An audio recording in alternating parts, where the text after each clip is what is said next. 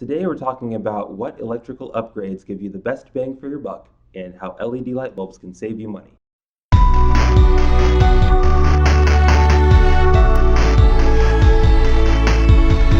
Thanks again for joining us on our video blog. This is Andrew Lamb, team leader of the Lamb team at Remax, and we wanted to, of course, draw your attention to a couple of spots on the blog before we get started. If you are a home buyer looking to purchase a home sometime in the next 3 to 6 months, please feel free to use our Search All Homes link. That will take you to basically a backstage pass of the MLS to view every home available, and it will actually tell you which homes are marked contingent, meaning they have an offer, and which ones are still available, marked as active. And if you're a home seller or you would like to know what your home is worth in today's market, definitely make use of our free home value link that will let you know what the homes around you are selling for and give you an idea of what yours can sell for in today's market. So today we're joined by Patrick Brown from Vine Electric, and just wanted to ask him a couple of questions to give you guys some value regarding what an electric company can do for you and how they can help you in your home, in the sale of your home,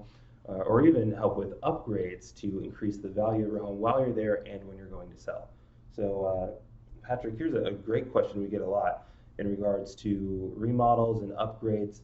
What type of upgrades do you guys generally do that kind of give homeowners the most bang for their buck in terms of lowering their energy bills every month and adding value to their home? Typically, it would be a panel upgrade. As far as lighting goes, it's LED lighting. Okay.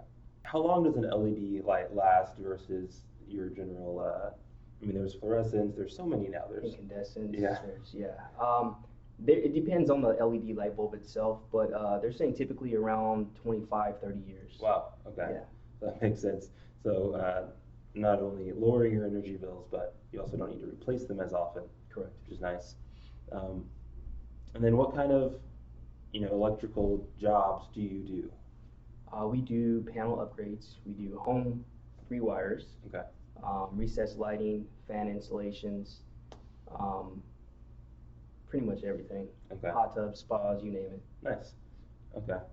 And then another question that I'm getting a lot, because we just had this situation over and over again, people get pools installed and the pool company comes and messes with the electrical box. Sure. Or solar comes in and they mess with the electrical box. When you go to sell a home, home inspector comes, looks at the electrical, and then tells you whether things are good or bad, or if there's a potential for overload and fire. Right. We're seeing a lot of 14 gauge wire. This is kind of technical, but 14 gauge wire to 20 amp breakers. Sure. How do you ensure that getting other things installed like pools, hot tubs, all that, does not mess with your ability to then sell the home, or that everyone's doing work up to code? Right. To answer that question, everything has to be done per code. Yeah. You know what I mean? So if there is a 14 gauge wire on a 20 amp breaker, that has to be addressed.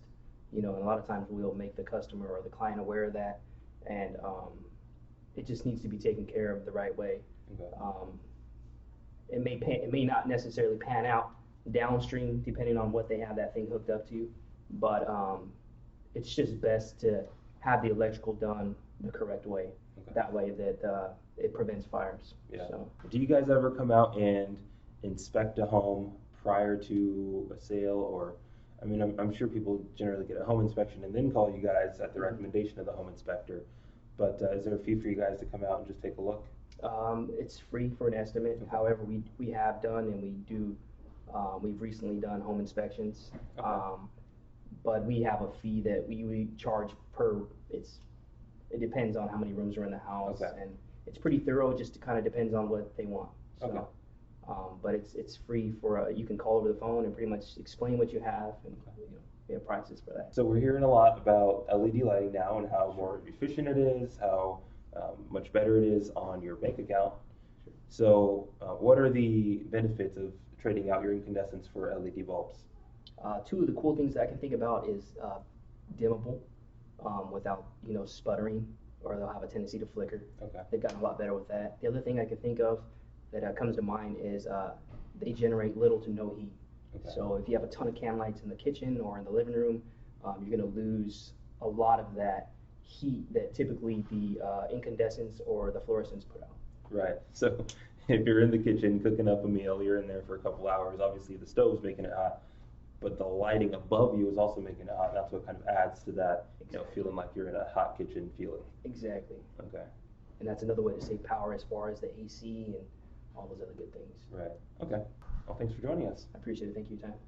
Thanks again for joining us on our video blog today. If you have any questions or comments, please feel free to give us a call or email us or drop them in the comments below. And we would love to answer your questions right here on this video blog. Feel free to email those over, and any question you can think of, I'm sure we can find the answer. Thanks and have a great day.